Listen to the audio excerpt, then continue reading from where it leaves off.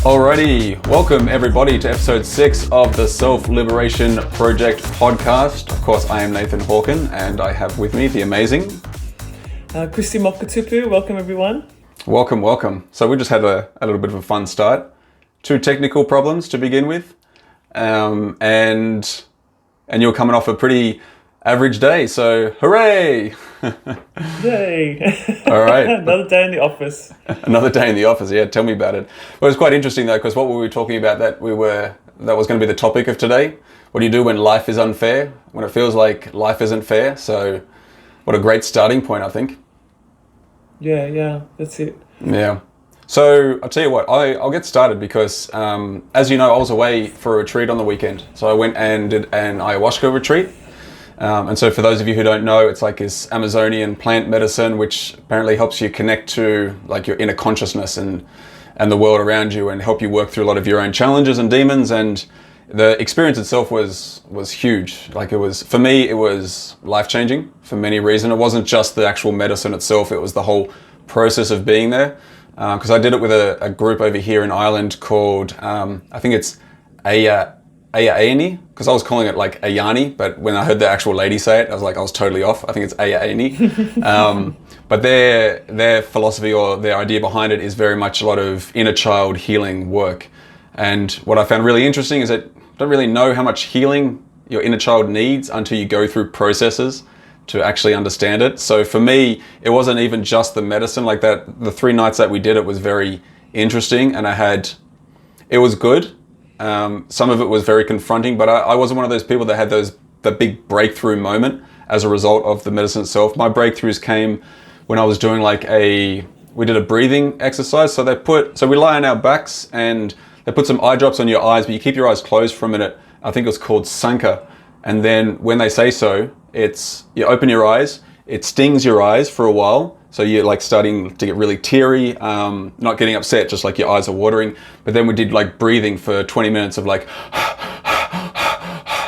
so 20 minutes straight of doing this with your eyes opening up. I don't even know what happened, but at the end of it, when she said stop, I just laying there for a while and I just started to giggle a little bit, like started to laugh. And then like tears, like actual genuine emotional sadness tears just came, I don't know what was coming up. I was releasing something. It's not like I could say, yeah, this is a sadness from this particular time or anything. There was nothing specific about it. It was just this emotional release of whatever it was. And I remember I was crying quite heavily for a while, and then I heard everyone else starting to come out of it because they were having their own realizations and things going on, and I just couldn't stop. And I was lying there literally on the floor, and I was by myself, and I heard everyone else around me. I was just crying and crying and crying. So obviously something was coming up for me. And then we did like a fire ceremony on I think it was the last night it was the last night. And that's where we did a lot more deep introspective kind of inner child work as well. And it was a really beautiful process, but it was incredible because I just had no idea that was what I needed. So the whole experience of being away for those 4 days and going through that was amazing. And I don't know, since I've got back, it's like my eyes are opened a little bit. I kind of furrow my brow a lot, or I used to. That's one thing I noticed going back. I don't furrow it as much anymore. It's like there's something, like a weight has been lifted and I'm just seeing the world in a very different way. I'm a lot calmer, a lot more peaceful. And like I wanted to bring that into our conversation today because when we were talking last week about what we're going to do, because we weren't able to do last week, of course, because our schedules didn't really line up. But we wanted to talk about life being unfair. And I think that's a beautiful topic because when we say life is unfair or there's times where it feels like life is unfair, that's just a label that we're putting on what's going on because it's not about life, because life's not fair or unfair. Life just simply is, right? But it's what's going on inside us and those things which are being carried around by us on a day-to-day basis. That's the stuff that will help us either see things in a fair way or an unfair way, or just in a way that it's simply life, right? That's kind of one of the realizations that I had, but I thought that would be a good starting point to kind of jump in. And then when you said you've had a pretty average day today, then it's like, hey, life was being unfair to some of us at times. So yeah, that's where I was coming from for this week. Yeah, thanks for sharing that on your healing, because I'm so fascinated by healing, and which probably is what is a great, when we talk about today about life not being fair, to get an understanding or to get past that roadblock for me, I had to go towards this process of healing, or have this deep love for healing, where you start to understand, your limited thinking and thoughts and things like that. But what you spoke about today, I've just piqued my interest because I'm so open-minded to different types of healing, from professional, natural remedies. I mean, there's so many different ways that people can heal inner childhood trauma, or many different things that we might need. So, listening to you, I was like, are you going to put a link there for people to have a look at what it is, or is that something you keep in hush-hush for now? No, it's absolutely not hush-hush at all. Like, it's definitely something I would recommend everyone try, but ayahuasca's got this, it's this really incredible thing behind it. It's like this, because it's a plant medicine and it's been used traditionally for years as a way to tap into higher consciousness, it's like it calls you. So one of the things they say is like, the ayahuasca calls you. And so that's what happens for me. I had heard about it a couple of times. I'd seen, I think it was Chelsea Handler. She did it at one stage and they filmed it. I don't know how I came across those videos, but I watched it. I was like, oh, that's interesting. And then as I've kind of gone through life, there's been a few different mentions of it here or there. And then I just felt that call and I was like, maybe I'll look up and see if I can go do it in Colombia or Peru, which is where you'd typically go. Like, that's what used to happen. You'd get on a trip and go over there. But then I was like, when I started to research it, it popped up. There's a couple of places here in Ireland that do it, and there's places in the UK that do it, in Netherlands, and everywhere around the world. A lot of people are doing it. Over in the US, they've got some really professional places doing it. And so I got in contact with one group, which is really close by, like super close, like it's half an hour drive away. And I spoke to the guy and I didn't really feel quite right. And then I researched this other place, and it just, that instant feeling of like, yes, this is right. This is where I need to go. So it's like it called me. And then when you go through the actual experiences, like, and you have the medicine, so it's 3 nights, you have the medicine, we're all sitting in a room, we're all just doing our own thing, because a lot of people close their eyes. Some people are having really emotional experiences where a lot of stuff is coming out. Some people are just kind of going a little bit like crazy because they're just in this incredible bliss. But you get from it what you need at the time. So it's not like I'm going to go in here and I'm going to solve all my problems. It's like, no, you're going to get exactly what you need. And I felt that's what I got from it as well. So it was, I think for me, that was the time where I had some healing to do, and I didn't really know, like I couldn't put my finger on specifically what it was. And I might even do a video or two about it and just share my actual experience of what I went through. But yeah, it's pretty incredible. I think that type of healing, or any type of healing really, you get called to that specific thing at the right time, right? It might be finding God, it might be finding religion, it might be a plant medicine, it might be a conversation you have with someone, it might be therapy, coaching, whatever it might be.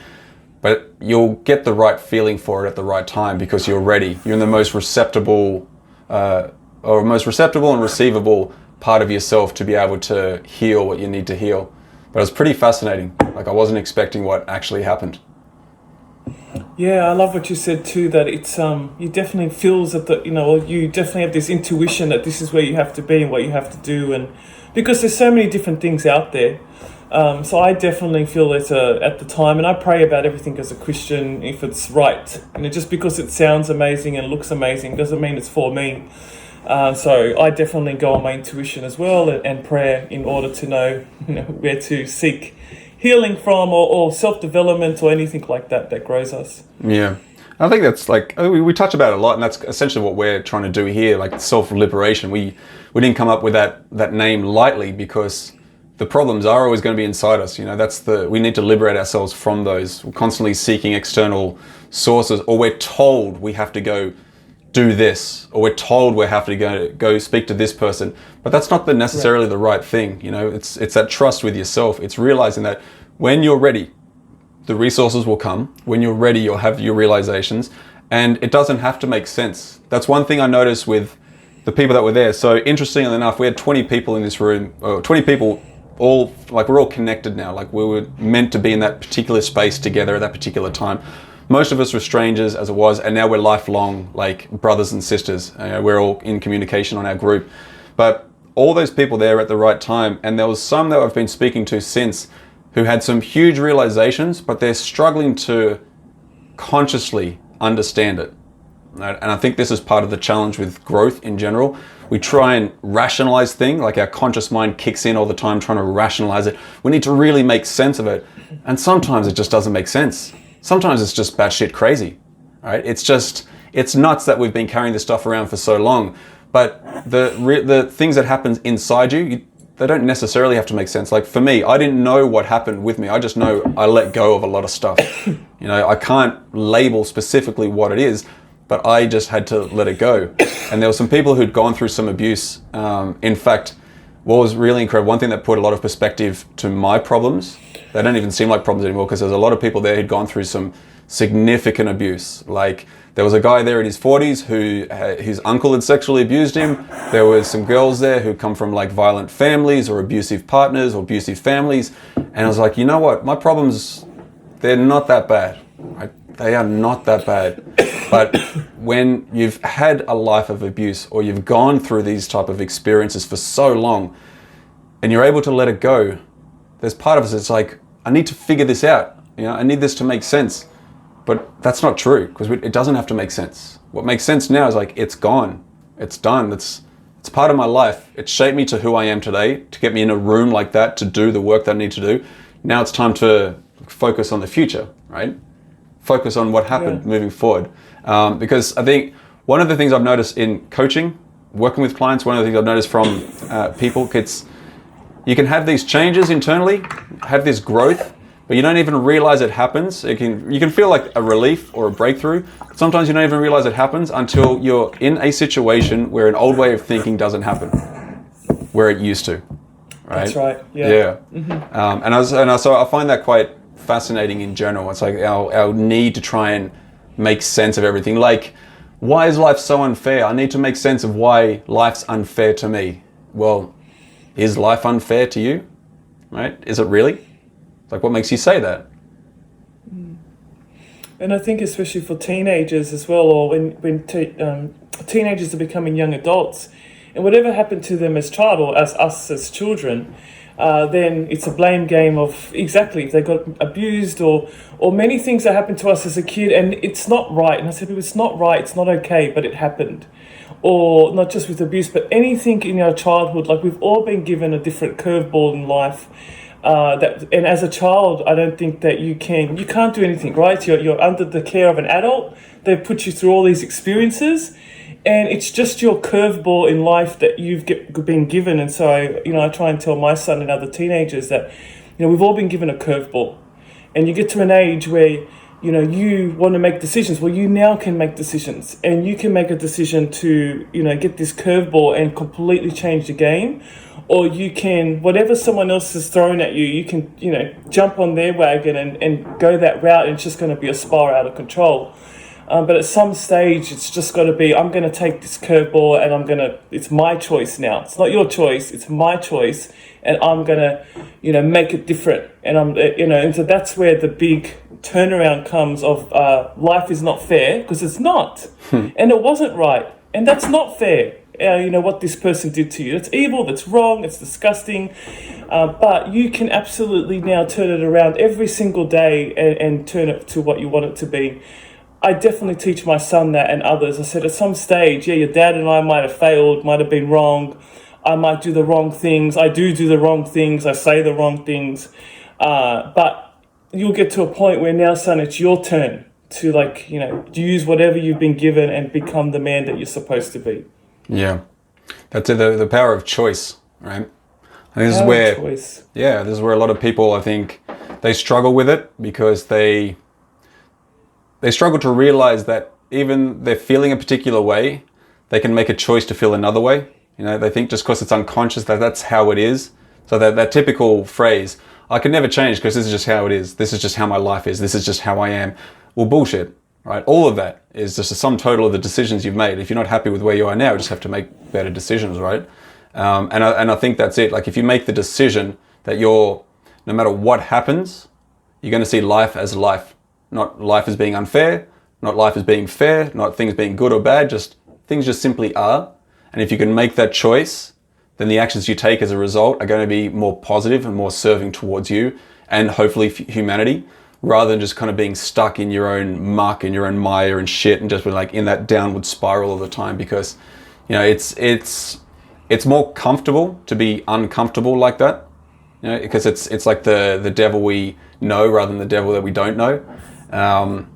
But it's so right, and I think this is where that power of choice really comes into it. And realize that it is a powerful thing to be able to make a decision to not allow things, circumstances, what your life has been like previously, to dictate how your life is going to be moving forward. And you'd know when we did that timeline therapy, you know, we go back to that time in the past, and we can let go of anger around certain events, particularly the root event where that's created all this anger. And part of the challenge there is like, it's the fear of what life is going to be like once I can let go of the things which are holding me back or have defined me, right? If you've gone through abuse your life, gone through hard times like that, it's like, I have been abused. That's the label now. That's who I am. It's like, well, maybe, but it doesn't necessarily have to be a bad thing. One of the most powerful realizations I think anyone can go through or have is that despite what has happened, you're here today and we're having this conversation, which means that you've got a choice now. You're going to continue to let that define you and you're going to continue feeling how you're feeling, or can you decide that everything that has happened for you is as it's meant to be and is actually quite good and powerful for you? Yeah, that's right. And I think also one of the things I'm getting better at now is recognizing within myself, like being aware before someone having to tell or seeking. The Patreon video, and I said, I'm a mum, and this is the way I'm always going to be, or this is the way it is. I don't know any better, or something like that, which you mentioned, and I was like, that's wrong, because I can change. I don't have to be that same old mum in every situation. I can change as a mum. I can get better. And so I recognize that in myself in one thing. I was just like, I call myself out now. I find out things and I'm like, no, Christy, like that's wrong. You can do this, you can get better. Or you're being pathetic today. Like today I was saying it to myself, you're being pathetic, come on. And to put things in perspective and just keep going. Yeah. That self-talk can be a bitch, right? And this is probably one of the big realizations I had from the weekend. And even though I've known this stuff before and I've helped like people, or just any conversation I've had, try and grasp this, but it's like being kind to yourself and loving yourself is one of the most important things before anything else. Because if you're kind to yourself, if you're loving yourself, that means you can be kind to others and you can love others as well. You can see people for the struggles that they're going through. You never know what's going on behind the surface. There was one girl there who PT, super fit body, really strong, a lot of female bodybuilding, and just looked really great. Had no idea how much she was struggling today. You wouldn't see it on her Instagram page or Facebook page or anything like that. So it's what's going on underneath the surface, and that self-care, that self-love is so incredibly important. And that what you just said there about how you say, oh, I'm being pathetic, Christy, that doesn't seem like much at the time, but that's a unconscious reinforcement inside yourself, which is playing into limiting beliefs, which is playing with fears. And they usually come out when we're tired or frustrated or run down and we beat ourselves up, but we can't do that. We got to stop and okay, I'm feeling like shit. You recognize it when it comes up. I'm feeling like shit. All right. I'm feeling scared. I'm feeling angry. I'm feeling frustrated right now. I'm just going to feel this for a minute. All right. Because I'm still a human being. I've still got these emotions. I still need to sort through this. I'm not going to push it down, because if I push it down, then I'm just pushing it down into my inner child, push it, and I'm just reinforcing all those beliefs which were formed so long ago. So the best thing we can do is all right, I feel it. Okay. I'm angry. I'm scared. I'm frustrated. I'm feeling a bit pathetic. I know I'm not, because I love myself, but at the moment I'm just feeling a bit run down. And if we can feel it, that means we can bring it conscious and we can go all right, now I don't need that. I can make more of a powerful decision to do something differently despite how I'm feeling. Or I can just take a minute and I'm just going to stop myself and just fucking breathe, right? That's it.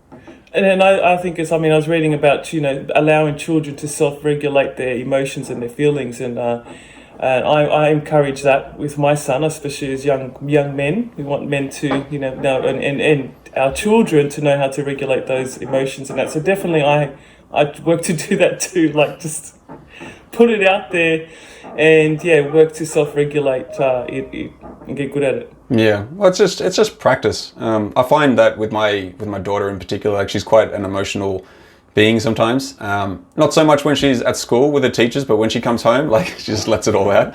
So I'm like, well, why don't you do it at school? You just do it here. But one thing I've caught myself on saying is and my wife has brought it to my attention as well. She's like, when she's upset, you can't tell her not to be upset.